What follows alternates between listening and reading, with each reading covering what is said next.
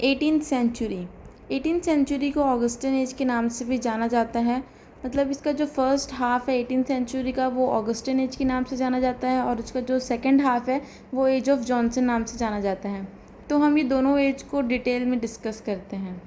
अब सबसे पहले ये जान लेते हैं कि एटीन सेंचुरी में जो थ्रोन है, जो राजगद्दी है, वो किसके पास थी। तो इसके पहले हम रेस्टोरेशन एज वाले वीडियो में डिस्कस किए थे कि लास्ट किंग जो है वो जेम्स टू है। उसके बाद ग्लोरियस रिवॉल्यूशन होता है तो उसको राजगद्दी से हटा दिया जाता है और जो प्रोटेस्टेंट रहते हैं विलियम और मैरी ऑफ ऑरेंज, उन्हें जो है वो थ्रोन दे दिया जाता है। फिर उसके कुछ ही टाइम बाद जो है वो मैरी की डेथ हो जाती है और फिर जो थ्रोन है वो विलियम को चला जाता है, उनके हस्बैंड को। कुछ टाइम बाद उनकी भी डेथ हो जाती है। फिर जो थ्रोन है वो एनी को चला जाता है। एनी जो है वो मैरी की सिस्टर है।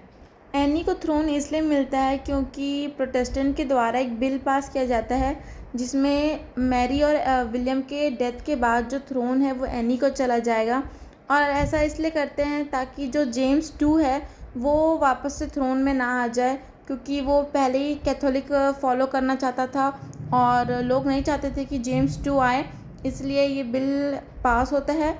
और फिर जो उनके डेथ के बाद जो है वो थ्रोन जो है वो एनी को चला जाता है। अब एनी जो है वो थ्रोन में आती है 1702 में। पार्लियामेंट एक एक्ट पास करती है जिसमें वो जेम्स को थ्रोन से हमेशा के लिए बाहर निकाल देते हैं और ताकि वो कभी भी दोबारा वापस ना आ सके।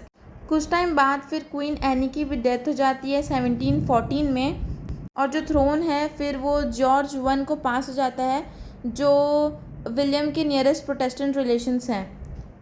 देन जॉर्ज वन के बाद जो थ्रोन है वो जॉर्ज टू को जाता है और ये तीनों ही मेन जो है वो एटीन सेंचुरी में थ्रोन में रहते हैं। Now comes literature of eighteen century. Eighteen century जो है वो दो पार्ट्स में डिवाइडेड है और उसके फर्स्ट हाफ को ऑगस्टन एज के नाम से जाना जाता है। तो पहले ये जानते हैं कि ऑगस्टन एज क्यों बोला जाता है। एटीन सेंचुरी में जो फेमस और इम्पॉर्टेंट पोएट थे अलेक्जेंडर पोप और जॉनथन स्विफ्ट, वो एपिक और सटायर जो है उनकी वो राइटिंग स्टाइल थी।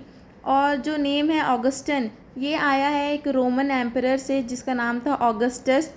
और ऑगस्टस ने रूल किया था जब वर्जिल, होरेस और ओविड जो है वो लिखते थे और इनसे इंस्पायर होके अलेक्जेंडर पोप और जॉनथन स्विफ्ट इन्होंने भी सटायर और एपिक्स पे लिखना स्टार्ट किया और इसलिए ये ऑगस्टन एज के नाम से जाना जाता है। और जैसे ही अलेक्जेंडर पोप की डेथ हुई उसके साथ ही ऑगस्टन एज भी एंड हुआ।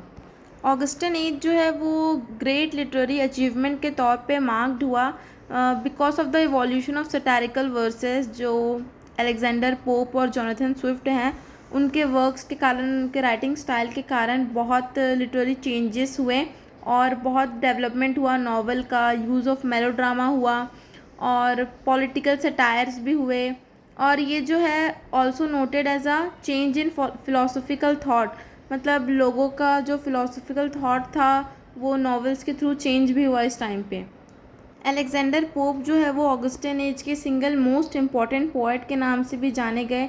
उनकी जो राइटिंग्स थी they were dominating all over the Augustan age और उनके कुछ ग्रेट वर्क्स थे like the rape of the lock जो एक सटायर था और एक मॉक हीरोइक था। और जॉनथन स्विफ्ट जो है वो एक इरिश ऑथर थे और उन्होंने इंग्लिश में भी बहुत सटायर्स लिखे और उनकी एक नावल थी गुलिवर्स ट्रैवल जो कि बहुत फेमस हुई।